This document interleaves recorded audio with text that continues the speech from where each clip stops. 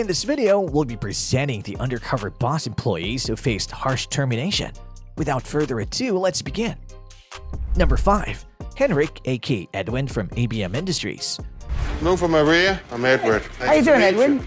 ABM Industries President and CEO Henrik Slipsager I'm Henrik Slipsager. I'm President CEO of ABM Industries. adopted the identity of an applicant at his own facility management company to gain insight into his employees' daily experiences. Take me to 42 a minute. We're going to the boardroom that they just called. Yes, 45. Bring me to 45. Take the garbage out. Assuming the name Edwin, he underwent application and training as an airport shuttle driver under the guidance of another driver, Kenny. Good morning. Good morning. Kenny. Hey. When Kenny judged Henrik to be prepared, he allowed him to take the wheel of the shuttle. There goes your uniform here. Just want to go step inside there and get changed, and we'll go from there. Today we'll focus. However, Henrik's performance faced challenges as he made continuous mistakes, with Kenny promptly pointing them out and providing corrections. So you ready? Yes, sir. No, you are ready. You are ready. Let's go. Let's get this. Oh, yeah. All right, go slow. Watch the curve. Wait here or go all the way up? Park right here. Just stop right here. Kenny candidly expressed Henrik's multiple errors. Like, this guy was doing almost 40 miles an hour in the garage, and you're supposed to only do 10. And people, people like, notice that. They'll call and complain. And I'm training him, so I'll get in trouble.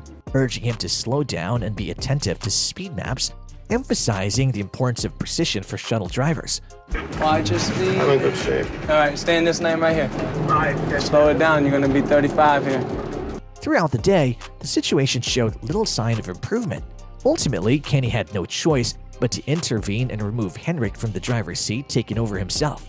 4, 10, 18, 10, 19, 10, 12, Yeah. The only thing I remember is 10. Back at the garage, Henrik told Kenny what he thought of his performance throughout the day.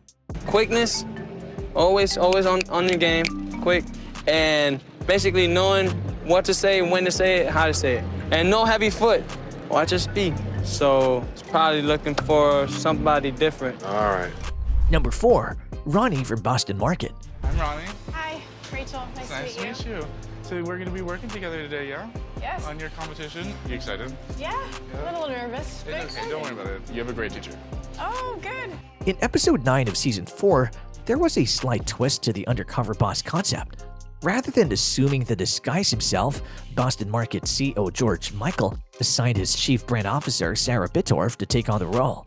My name is Sarah Bittorf, and I'm the Chief Brand Officer at Boston Market. Their objective was to gain insight into the company's daily operations. Sarah joined a branch of the restaurant chain and received training from Ronnie, the hourly shift supervisor. You should be asking customers, like, hey, would you like to sample our loaded mashed potatoes? It shouldn't be a question. You should be forcing it down their throat, because that is what corporate has told us to do. Upon meeting Ronnie for the first time, Sarah was charmed by the young man's entertaining jokes and initially perceived him as a capable employee. My first impression of Ronnie is that some of his jokes are on the inappropriate side. Nevertheless, as their shift progressed, the dynamics between them took a swift turn. Ronnie's evident dissatisfaction with his profession was quite apparent. Say, hello, welcome to Boston Market, blah, blah, blah, whatever. Because we have to make customers, on a pedestal. Though concerning, it seemed salvageable. However, what proved to be a deal breaker for Sarah was the subsequent problem that arose.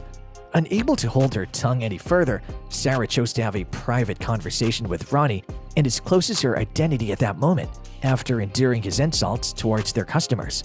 So, Ronnie, I wanted to reintroduce myself to you. I'm not actually Rachel. Who are you? My name is Sarah Bittorf, and I'm the Chief Brand Officer at Boston Market.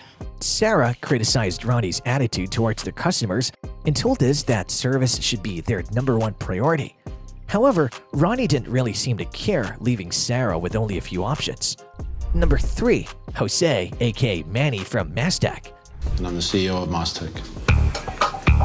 Mastek's an infrastructure construction company. Mastek CEO Jose Mas assumed a clever disguise to personally experience the operations of his telecommunication and energy systems construction firm. Adopting the alias Manny, he humbly apprenticed under the foreman Hugh. I'm Hugh. Hey, Hugh, how are you? I'm Manny. Oh, you're the new guy. I'm the new guy. I'm the foreman of the crew out here. All right. Let me get you After signing necessary waivers, Jose promptly engaged in the hands-on tasks assigned to him. After explaining the job to Jose, Hugh decided to join him on his first task. Or it won't damage the structure, won't damage the bases, stuff like this, and that way everything's cool, all right? Due to Jose's inadequate performance in the metal rod position, Hugh opted to assign him a different task. Hugh decided to stop him so Jose wouldn't hurt himself or anyone else on the job site. Number 2. Shoppers World. I'm Sam Duche, and I'm the president and CEO of Shoppers World. Sam Ducci, the president and CEO of Shoppers World, took on a covert mission by going undercover at one of his chain's discount department stores. His purpose was to utilize the show as a platform for understanding how they could enhance their systems.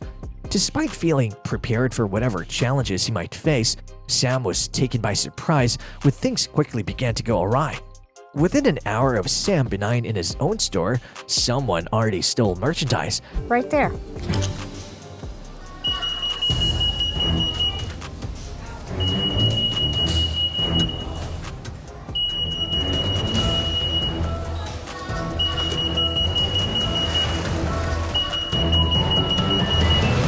What's going on? Somebody stole. And nobody was there to stop the thief, causing Sam to get shocked. Sam found out there was no security to guard the store and its staff. We're the security. I'm in total shock.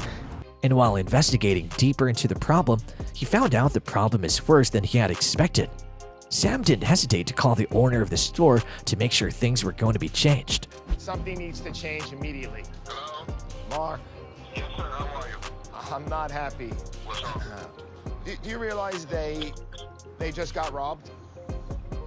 I was just in this store. Yeah, I had no idea. I watched it. I wasn't even in the store for over an hour, and there was already a thief. While not explicitly depicted on screen, it can be reasonably inferred that several individuals lost their employment due to the deplorable condition of the store where Sam was employed. Number 1.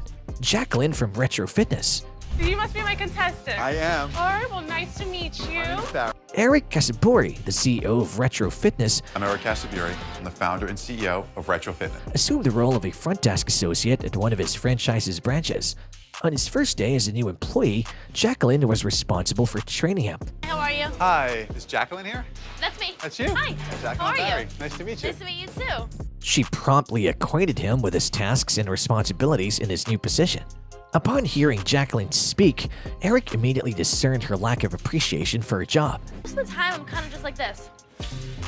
Here, all right. Someone walks in. Hey, how you doing?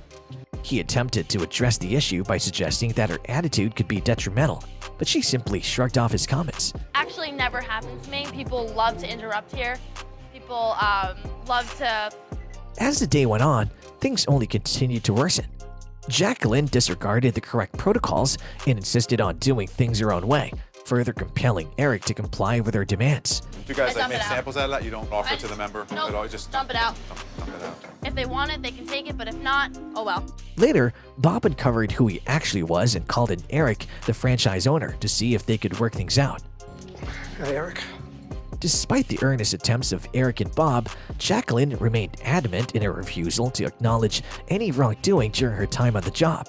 Eric had no alternative but to take action, compelled by her unapologetic stance. Thank you, Jacqueline. Click now to see the times when Uncover bosses confronted the store manager for abusing their employees.